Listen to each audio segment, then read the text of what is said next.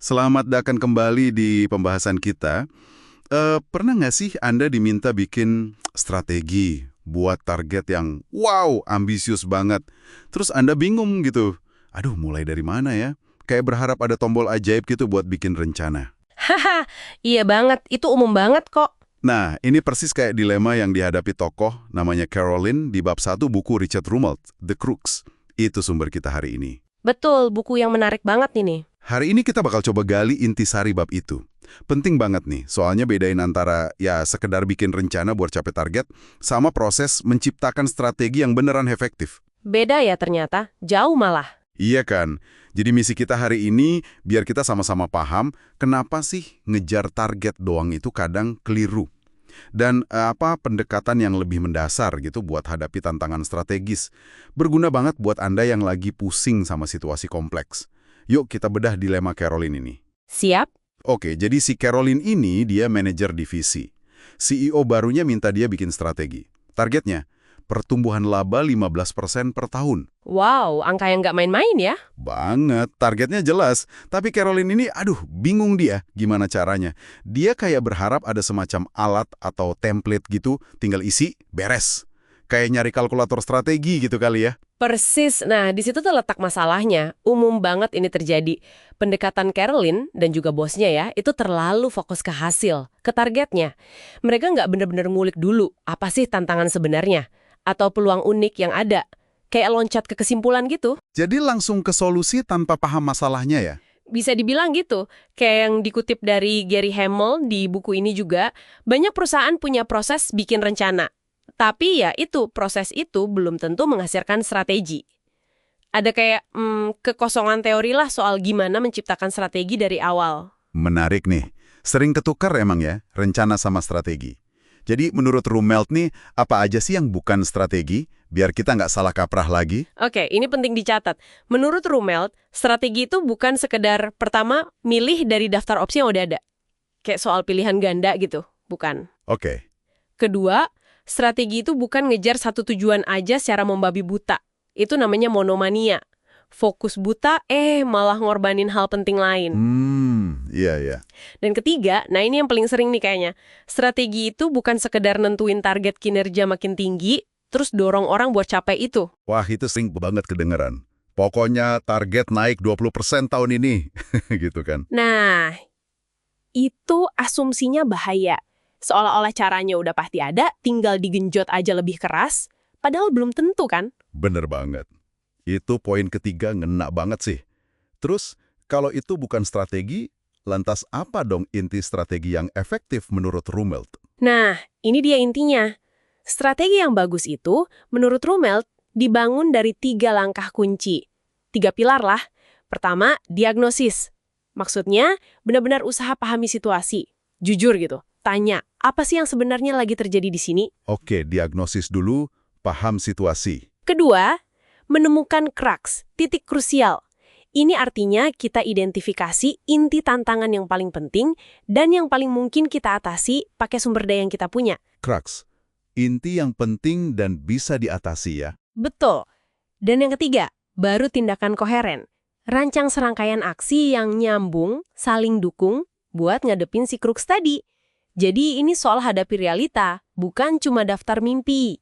Kedengerannya sih logis ya. Tapi, nemuin crux itu kayaknya bagian paling susahnya ya. Gimana kita tahu mana inti masalah di tengah keruwetan semua ini? Nah, itu dia tantangannya. Crux ini jantungnya masalah. Rumelt pakai analogi pemanjat tebing. Mereka itu nggak milih rute yang paling gampang semua. Tapi mereka pilih rute di mana bagian tersulitnya, si crux itu, mereka yakin bisa lewatin.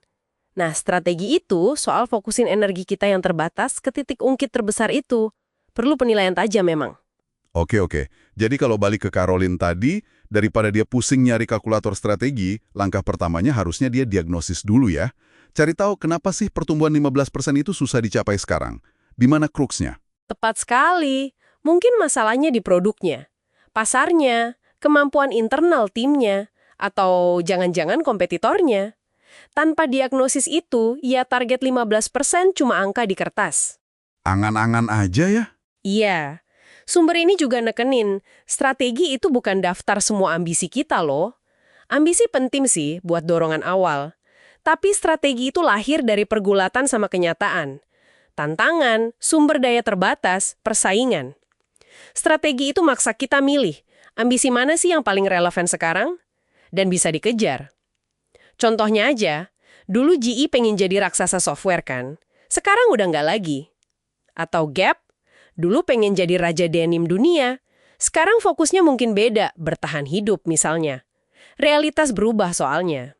Jadi ambisi bisa berubah ya, tergantung kondisi. Dan yang rumit banget, Rumelt nyebutnya gnarly challenges, bikin strategi itu lebih mirip proses desain, bukan kayak narik kesimpulan logis dari teori.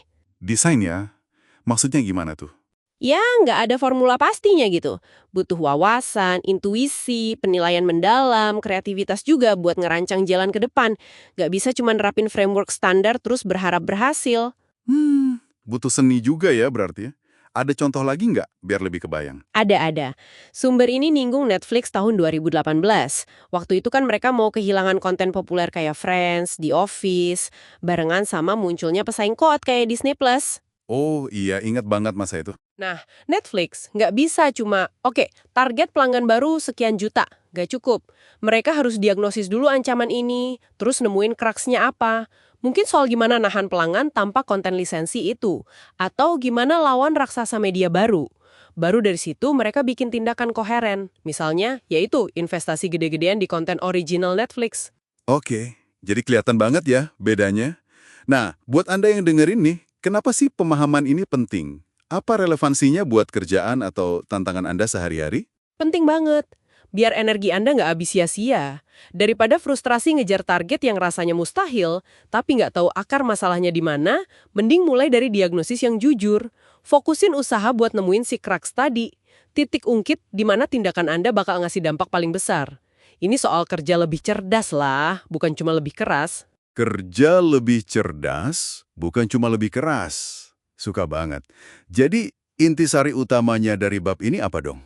Intinya gini, strategi yang hebat itu nggak dimulai dari target yang melayang di awan-awan, tapi mulainya dari diagnosis yang tajam soal tantangan nyata. Terus nemuin crux, inti masalah yang paling penting dan bisa kita atasi. Itu fondasinya. Baru dari situ kita bangun tindakan yang beneran ngaruh. Fondasi yang kuat dulu ya. Betul. Nah, sebagai penutup nih, coba deh Anda renungkan sebentar.